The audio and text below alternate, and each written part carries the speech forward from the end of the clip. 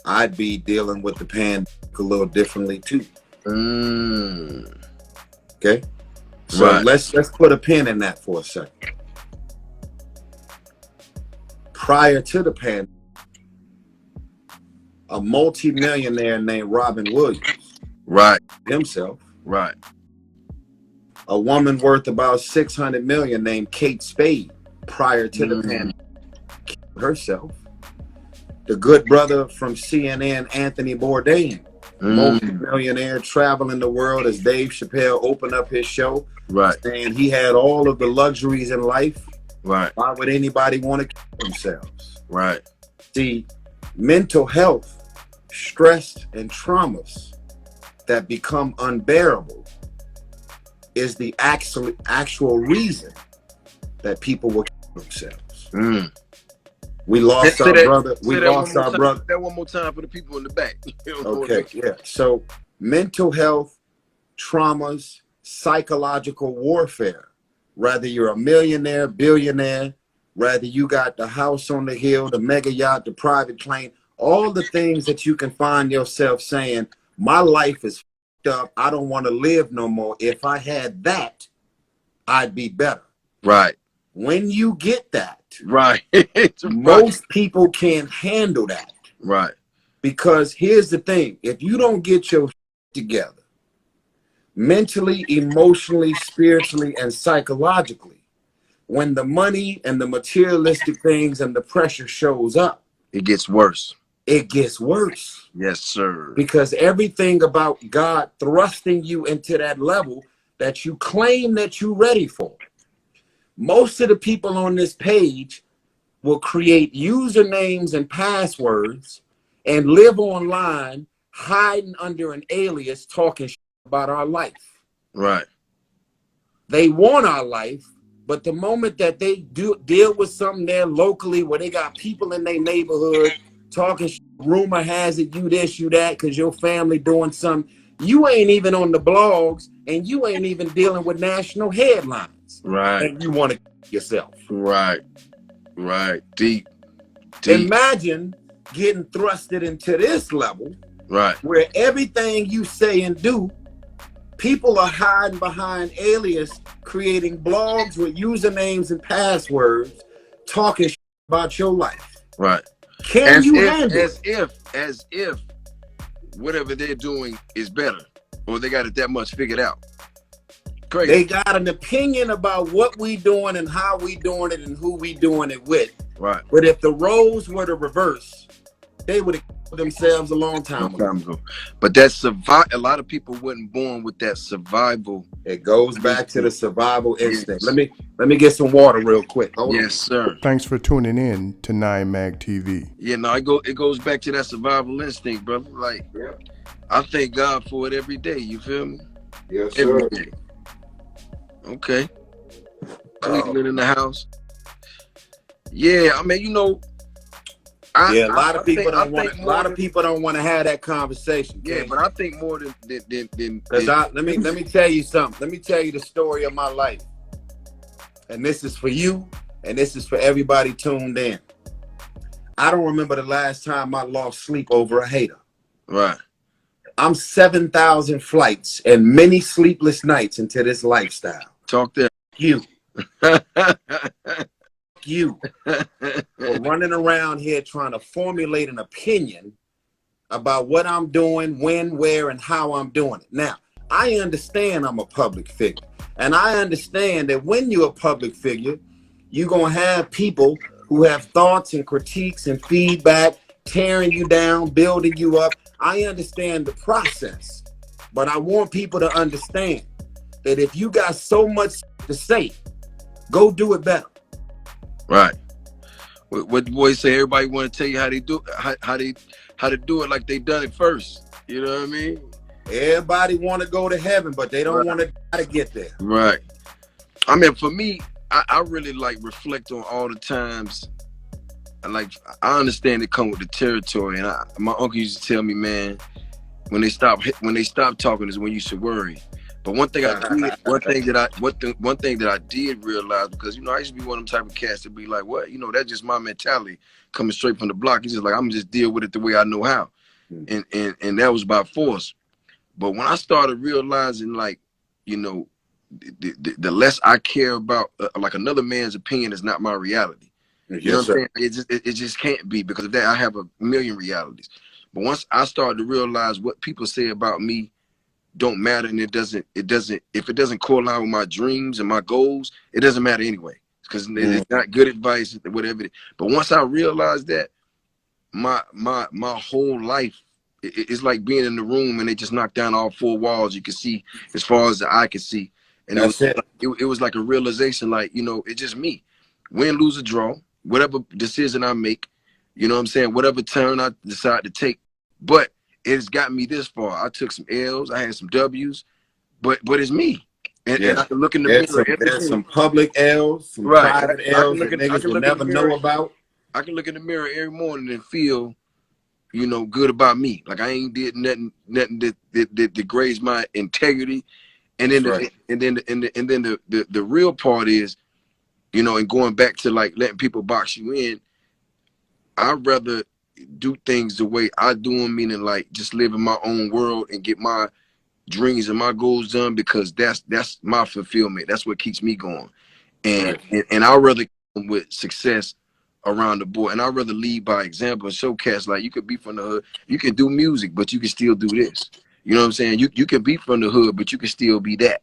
You feel what I'm saying? You can be from the block and listen to you talk about what you went through and watch, and seeing you, like, on big screen movies and moving the way you do. It's just like, that's every ghetto kid's dream, to make it out and be something and somebody that's truly them. So I just but that come with that comes with protecting my one Tyrese at all costs. That's right. Your star player, baby. This is all I got. You gotta protect your star player, man. This is all I got. Let me tell y'all something, man. I never claimed to be the biggest star. I have not sold more records than most of the people that's been in the game as long as me. I ain't won a Grammy to this day. Multiple nominations. I got $8 billion of box office receipts on my name. I've had my highs, I've had my lows. I'm probably the only person in the comments and on this IG live with an 8-minute crying video on the internet. Wow.